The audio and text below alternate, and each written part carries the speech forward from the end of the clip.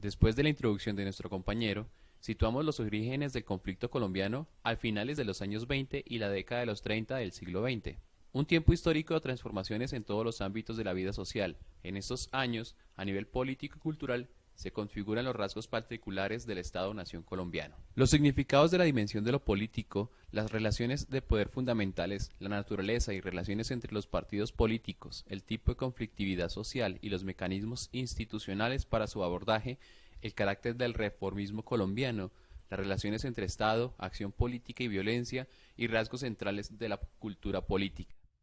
Son relevantes en este tiempo histórico como causas estructurales del conflicto social armado a nivel político y cultural tres dinámicas sociales: el tipo de procesos de formación del Estado Nacional, la concepción y limitaciones del reformismo y el cierre gradual del universo político. Las unidades de análisis para aproximarnos a las dimensiones políticas, ideológicas y culturales son las siguientes: construcciones del Estado y sus relaciones con el conflicto, poder político, estructuras de participación política, partidos y emergencias de proyectos alternativos, carácter y actitud frente a las reformas sociales, concepciones y prácticas de la modernización capitalista, elementos de la cultura política y otros factores culturales del contexto del conflicto social armado. El tipo peculiar de proceso de formación de Estado en este tiempo histórico contiene limitaciones, dilemas y efectos contradictorios. Las mayores limitaciones son el progresivo entrecruzamiento entre Estado y violencia, la consolidación de una clase plutocrática o república elitista,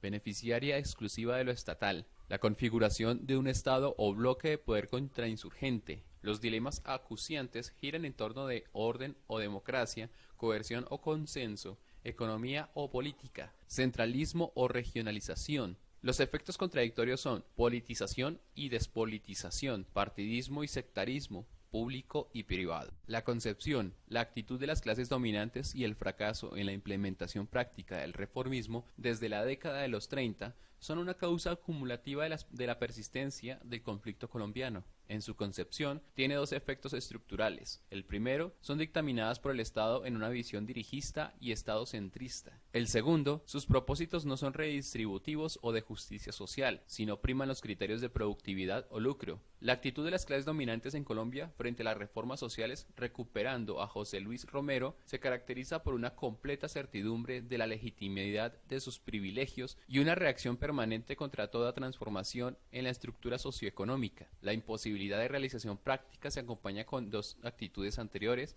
y de cientos de trabas legales para su efectividad concreta. El cierre del universo político se incrementa al cierre de estos tiempos históricos y sus manifestaciones son diversas, destacándose algunas como utilización permanente del estado de sitio, con sus consecuencias devastadoras para la vida democrática, profundización de los límites a la participación política y democrática, una constante de miedo a la democracia, concentración del poder político para el lucro capitalista y el beneficio privado, imposición del bipartidismo y de la violencia sectaria, instauración definitiva de la violencia como representación de lo político, incremento del autoritarismo social, degradación de los fundamentos morales de la acción política, crisis de legitimidad del sistema político y electoral, deslegitimación de la justicia y las fuerzas armadas. El cierre del universo político se convierte en causa eficiente de la profundización y persistencia del conflicto, deslegitimación del campo político, crisis de la representación de los partidos políticos, privilegio de la represión y la violencia en la conflictividad política, reducción de lo político a lo estatal, negación de la democracia social y política. Los efectos principales en la población y en la sociedad en su conjunto de las causas estructurales y causas acumulativas de este periodo son: A. Se generan procesos de victimización colectiva que afectan a partidos políticos, organizaciones sociales, sindicatos y movimientos sociales. Este tipo de victimización colectiva tiene la característica que está eliminando política y culturalmente otras sociedades posibles y proyectos políticos alternativos. No se trata de la muerte física individual, sino de asesinar los sueños políticos colectivos de comunidades enteras. B. Se inicia ese largo y devastador proceso colombiano de deslegitimación de las instituciones estatales por representar el Estado real exclusivamente a las élites económicas y sociales. C. Se instauran en las relaciones entre los partidos políticos lógicas de lealtades violentas y el peso excesivo de lo personal en las relaciones políticas. El personalismo y el elitismo consolidan una vida política poco democrática. D. Se crean bases ideológicas y discursivas para un Estado y una sociedad de tipo contrainsurgente. D. Se inicia un itinerario de reformas aplazadas, suprimidas o reprimidas, que producirán una mayoría social bloqueada frente al cambio, temerosa de toda transformación en la estructura socioeconómica, y unas élites que usan la represión y la violencia como forma de contención a cualquier tipo de transformación socioeconómica. E. Se crea un terreno fértil para la desconfianza en el quehacer político y en su papel de bien colectivo. Estado particularista, modernización contra modernidad y protesta social. Se reconocía el catolicismo como elemento esencial del orden social y a Dios como fuente suprema. Paridad liberal conservadora en todos los órganos del Estado. Derechos políticos solo para partidos tradicionales. Mayorías de 2/3 partes para aprobar algunas leyes. Inamovilidad de los magistrados del Consejo de Estado y la Corte Suprema. La inversión del 10% del presupuesto para educación. Persistencia del régimen excepcional de estado de sitio. La alternación de cada uno de los partidos tradicionales en la presidencia se convierte en obligatoria hasta 1974. En el campo popular, se trata de una etapa de recuperación de la autonomía política de amplios sectores sociales, el incremento de la lucha de clases, consolidación del pensamiento crítico y la izquierda, mayor independencia ideológica y emergencia de formas creativas de resistencia a los mecanismos de dominación, paros cívicos, huelgas, invasiones, protestas, luchas urbano-regionales, luchas indígenas, campesinas y de mujeres, luchas estudiantiles y nacimiento de la insurgencia.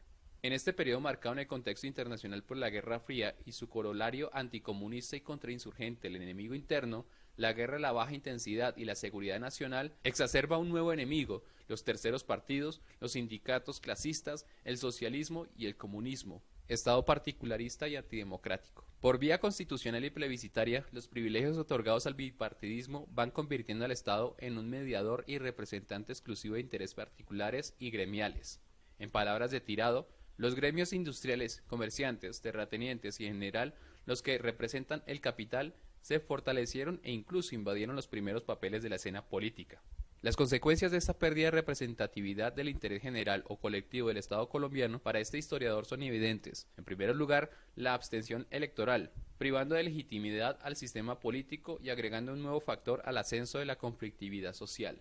Ha ido creciendo la percepción de que los intereses auténticos de la población no pueden ser satisfechos por ese Estado particularista y se ha acudido a resolver los conflictos y demandas por fuera de él. Las condiciones de posibilidad de configurar mitos colectivos o fundacionales de carácter cultural para la conformación de un Estado legítimo se alejan cada día más. Los sectores populares han quedado desprotegidos en su representación política, aumentando su desconfianza hacia las vocerías políticas y también han terminado fraccionados y representando exclusivamente intereses particulares. Para Vázquez Carrizosa, el Frente Nacional alega un problema estructural de la sociedad y el Estado colombiano, la crisis de legitimidad. En este periodo es producida por dos fenómenos complejos. El primero es haber convertido una fórmula única y total de gobierno al bipartidismo liberal conservador. En una sociedad política que ya tenía liberales disidentes como el gaitanismo, partidos de izquierda, autónomos y movimientos campesinos insurgentes. El segundo, la falta de verdaderos partidos políticos de masas obligó a estos, para su sostenimiento, a acudir a un doble sistema de clientelas. Por un lado, las políticas de los dueños de los votos en las regiones y por el otro, el clientelismo de alto nivel. Ambos procesos han generado una profunda crisis de legitimidad del Estado y los partidos políticos. La crisis de representación se personifica en la ausencia de una política social. Prosiguiendo con el periodo que expresó mi compañero, el autor hace referencia a la modernidad, esta como un producto del modernismo y la modernización, teniendo en cuenta que el modernismo es el cambio en la concepción cultural del Estado, mientras que la modernización es el cambio en las estructuras sociales y económicas. En Colombia, el autor describe cómo se vio únicamente un proceso de modernización, visto a inicios del siglo XX como la industrialización y pasados los años 50 como un proceso de globalización. Las élites hegemónicas le tenían miedo a un proceso de modernismo, pues este tiene que venir acompañado de una democratización real. Es por esto que sea un fortalecimiento de la violencia como acción legitimadora, el abismo entre el país formal y el país real, el fortalecimiento del monopolio político. La clase dirigente es la clase dominante y un enfoque en las reformas económicas y no en las sociales. Protesta y justa indignación. Las luchas sociales y políticas de este periodo se cristalizan en huelgas, movilizaciones, marchas o motines, invasión de tierras, toma de entidades públicas, bloqueos o cortes de vías, confrontaciones o enfrentamientos de fuerza. Las demandas de estas marchas eran tierras y vivienda, mejora laboral, violación de acuerdos y pactos laborales, mejora de servicios públicos, rechazo a la violencia, demandas políticas, educación y salud. Se debe destacar que se generan las categorías de justa indignación. Está como un sentido de lucha en el cual se pelea por lo que se cree justo. En esta categoría se espera las dinámicas materiales entran en unas culturales. Las luchas sociales se vuelven morales y se genera una relación entre lo político y lo social. El último periodo que caracteriza al autor es desestructuración estatal, neoliberalismo y paz intermitente. Este periodo representa una acumulación de promesas sin cumplir, un aumento del terrorismo de Estado, de la violencia insurgente y del paramilitarismo. Del paramilitarismo podemos señalar que su surgimiento no fue impedido en ningún momento por el Estado. También debemos aclarar que los 70 fue un momento de consolidación del movimiento guerrillero y los 80 fue un momento de genocidio a representantes de movimientos alternativos a la clase hegemónica. Constitución de 1991. Esta se presenta como una forma de legitimar al Estado. Además, al igual que las constituciones del siglo XIX, tendría una forma de carta de batalla. Esta constitución generó una relativa unidad. De la constitución se puede destacar que se pretende hacer un reformismo constitucional como intento de solución al conflicto. Se ve una contradicción entre el intento de un Estado neoliberal y un Estado social y democrático de derecho. La Constitución sigue con estructuras como que la soberanía reside en la nación, con el presidencialismo y con que existen derechos y libertades, pero con limitaciones. Desestructuración estatal y neoliberal. Se implantaría el sistema neoliberal como respuesta a la crisis capitalista, empezando el proceso con Virgilio Barco y terminando con César Gaviria. Esta entrada del neoliberalismo generaría nuevos procesos de resistencia contra las medidas que tomaría el sistema. El neoliberalismo reconfiguraría las relaciones Estado-mercado, en donde el Estado sea fuerte y esté a favor del mercado, pero no lo intervenga. Además, no da subsidios a empresas públicas. La entrada del neoliberalismo se caracteriza por el Estado se ha vuelto dependiente de las relaciones transnacionales y ha perdido poder legitimador en las relaciones sociales. Se disminuye la democracia hasta el punto de llegar a una democracia gobernable. Se genera una crisis de desideologización y crisis de representación. Da pérdida casi definitiva de lo público y predomina el individualismo. Paz intermitente o edad de los extremos. En este apartado se muestra cómo se ha pasado por procesos de guerra, de diálogos de paz y de recrudecimiento de la guerra. Las presidencias se destacan por Gaviria, una reforma constitucional y apertura económica. Samper, se dio una crisis de gobernabilidad y un giro estratégico de la guerra. Pastrana, se incentifica la guerra en medio de los procesos de paz del Caguán. Uribe, sea una recuperación militar del territorio y desinstitucionalización del aparato estatal. Santos, se ven señales de optimismo por los diálogos de paz en La Habana. La edad de los extremos se caracteriza por es difícil distinguir la normalidad de la normalidad, y tal vez sea una estrategia de guerra. También gran parte de la guerra se vive en la